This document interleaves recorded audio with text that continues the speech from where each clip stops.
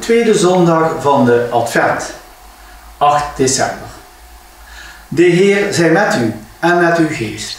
We lezen uit het heilige evangelie van onze Heer Jezus Christus volgens Lucas. Lof zij u Christus.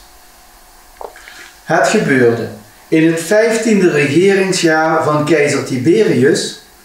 Pontius Pilatus was landvoogd van Judea. Herodes gouverneur van Galilea. Zijn broer Philippus, gouverneur van het gewest Iturea en Trachonitis. En Lysanias, gouverneur van Abilene. Annas en Caiaphas bekleden het hoge priesterschap. Toen kwam het woord van God over Johannes, de doper, zoon van Zacharias, die in de woestijn verbleef. Hij begon op te treden in heel de Jordaanstreek en een doopsel van bekering te preken. Tot vergeving van zonden, volgens de profetie die geschreven staat in het boek van Jesaja.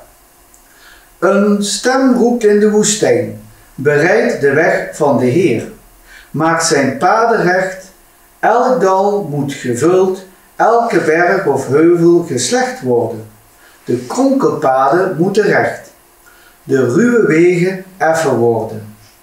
Heel de mensheid zal Gods redding zien. Zo spreekt de Heer. Wij danken God. Goede vrienden, ook wel zo'n prachtige tekst, vooral dat laatste stuk, waar die bereidt de weg des Heren, maakt die paden recht, elk dal moet gevuld, berg, heuvels geslecht worden, kronkelpaden, ruwe wegen. Dat heeft te maken met de stemming in een mensenleven. Daar is geen plaats voor pessimisme. En daar word je op geattendeerd als je naar die eerste lezing luistert uit de profeet Baruch. Daar komt dat heel duidelijk naar voren. Jeruzalem, leg uw kleed van rouw en ellende af en bekleed u voor immer met Gods heerlijke schoonheid. Dat is optimisme. Sla de mantel van Gods gerechtigheid om. Zet op uw hoofd een schitterende kroon van de eeuwige. Want God wil uw luister laten zien overal op aarde. Voor eeuwig geeft God u de naam vrede door gerechtigheid en glorie door vroomheid. Op Jeruzalem, ga op de hoogte staan en kijk naar het oosten. Daar zijn uw kinderen weer samen op het woord van de heilige van zonsopgang tot zonsondergang. Zij zijn blij nu God weer aan hen denkt.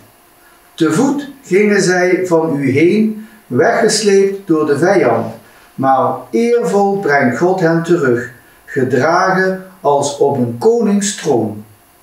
God beval alle hoge bergen en eeuwige heuvels te slechten en de dalen op te vullen, zodat het hele land één effen vlakte wordt en Israël veilig optrekt onder de glorie van God. Ook de bossen en alle geurige bloemen en bomen geven schaduw aan Israël op Gods bevel. Want God leidt het jubelende Israël en zijn heerlijk licht. Met zijn barmhartigheid zal hij hem omgeven en met zijn gerechtigheid. En als je dit hoort, dan is dat Israël niet vergeten niet verwisselen met dat Israël wat we in de nieuwsberichten tegenkomen. Nee, Israël is een volk dat zich echt richt op de schepper, op God. En dan ook nog op een barmhartige God en een vergevensgezinde God. En dat volk, daar is geen plaats voor pessimisme. Je moet optimistisch zijn. God heeft die wereld gemaakt met al die problemen. En hij zal er ook wel een oplossing voor brengen. Dat is niet aan ons.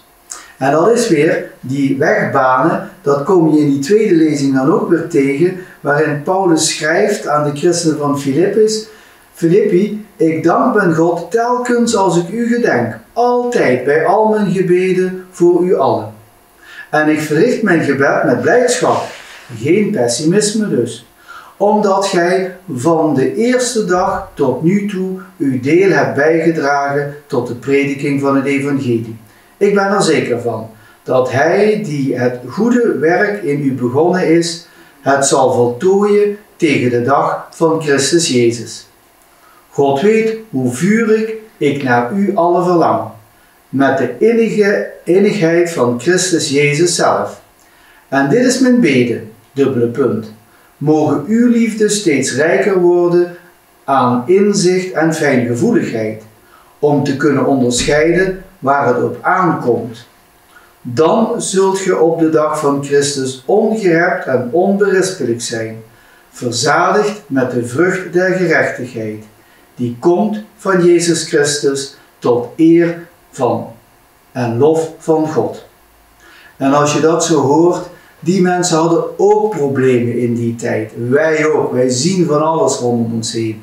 En toch zit dat Christus, die Christus zit heel dichtbij. Het is zo mooi dat hij ook heeft gezegd, ik ben met u alle dagen tot aan het einde van de tijd. Ook op het einde van jouw tijd hier. En dat geeft de burger moed dat we niet alleen staan. En dat is wat we zo missen vaak in onze wereld. Mensen doen heel beangstigende dingen omdat ze zich niet verbonden weten, dat ze niet alleen zijn met die Jezus die dat heeft beloofd.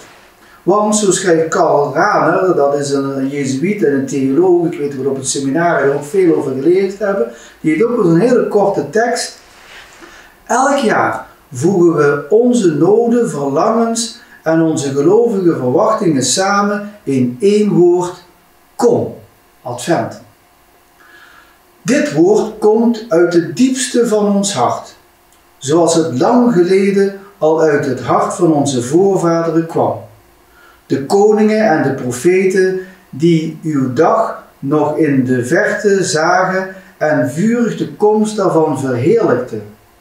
Uw komst wordt inderdaad op de allereerste bladzijde van de schrift beloofd. En toch staat er op de allerlaatste pagina nog steeds het gebed: kom, Heer Jezus. Wonderlijk hoe dat in elkaar zit. En daarom ook Juliana van Norwich, dat is een mystica uit de 14e eeuw, die heeft er als volgt een tekst geschreven: ons gemoed vertoont diepe barsten van allerlei slag, door zonde en allerhande miserie, die verduisterend werken. Het maakt ons zo blind dat we nauwelijks nog een steunpunt vinden. Toch blijven wij in onze wil op God wachten, met gelovig vertrouwen op zijn barmhartigheid en zijn genade. En dat is Advent. De tweede zondag van de Advent. We stromen nou langzaam naar dat kerstfeest toe. Ik hoop dat u een fijne adventtijd heeft, ook een gezellige tijd. Ja, ook met kaarsjes thuis en mooi verlicht. En ik hoop dat u het ook allemaal warm hebt. Die Advent, dat is een prachtige tijd, eigenlijk de mooiste tijd van Kerstmis, dat we voorbereiden op de ontvangst van dat kindje. En dat kindje, dat heeft ook onze bescherming nodig in zijn kerk. En daarom bid ik voor u om bescherming, kracht, geduld, wijsheid en een goede gezondheid. Ik wens u een fijne tweede Adventszondag toe en als God beleeft, tot de volgende keer.